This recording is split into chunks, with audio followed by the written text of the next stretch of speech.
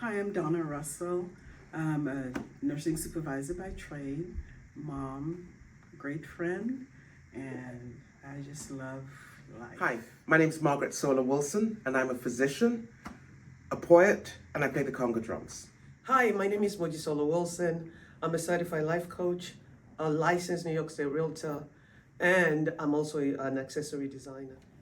Hi, my name is Reverend Marvetta Walker. I am the pastor of Fresh Wind Christian Fellowship in Houston, Texas. Hello, my name is Reverend Denise Junious, and I'm the associate pastor of Resurrection MCC Church.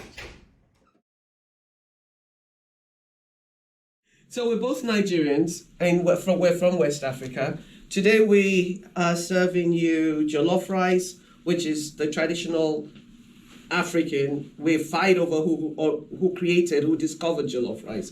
But jollof rice is made out of rice with tomatoes, peppers, and onions blended, and the rice is stewed in the sauce. We have fried plantain, which is a staple in most homes. We have puff puff, which is more like a dessert, but it's also a meal.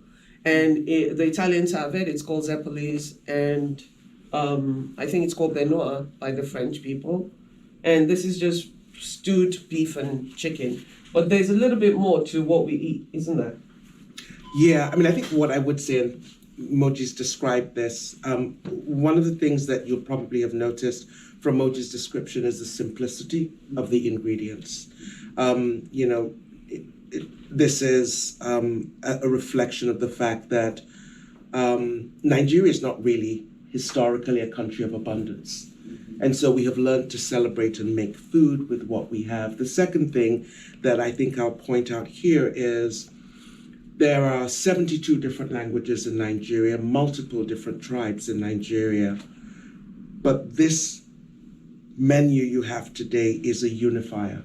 Doesn't matter if it's the north, south, east, west. When families come together to celebrate, jollof rice, dodo, fried meat, moi moi, it's kind of a staple. So I think that's another thing to point out. Yeah, that's very much it.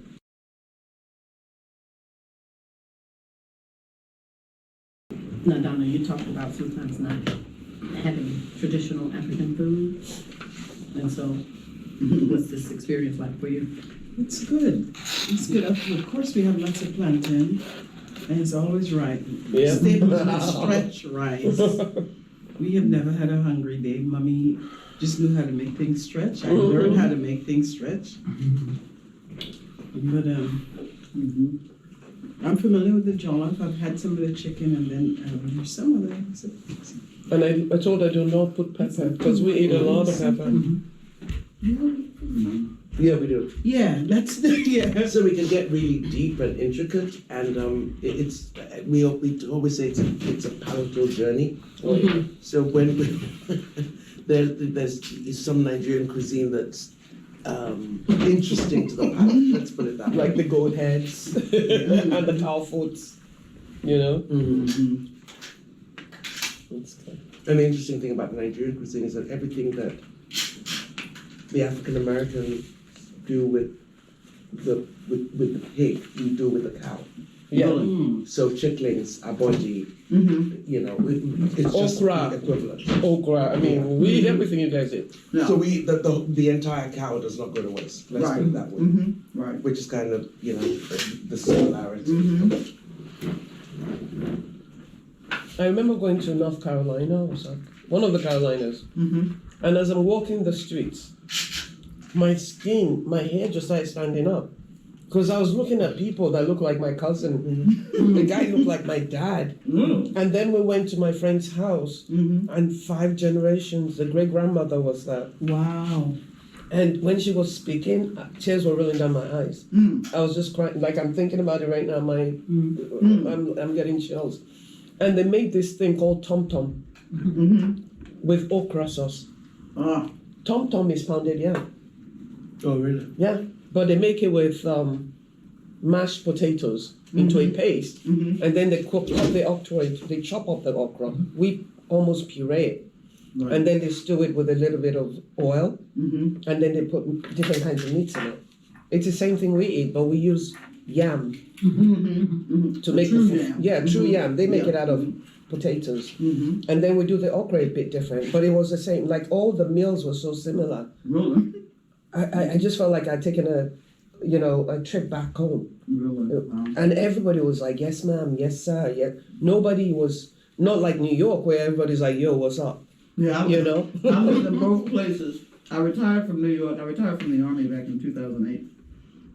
So New York is different. It's just like, hey, this is. And then I lived I lived in Durham, North Carolina when I was working in Chapel Hill, North Carolina. That was my first stop before I ended up here in Texas. I was living in Carolinas. And so in Carolina, they talk a lot about, rice, geechee, especially South Carolina, I think that when we talk about food, because of the, the slave trade of people coming from Africa, a lot of the traditions came. But I have to say we lost so much. Yeah. We lost so much, because it was just stripped. And it's like, okay, so it's great, when I'm able to learn, just different cultures of, different parts of Africa.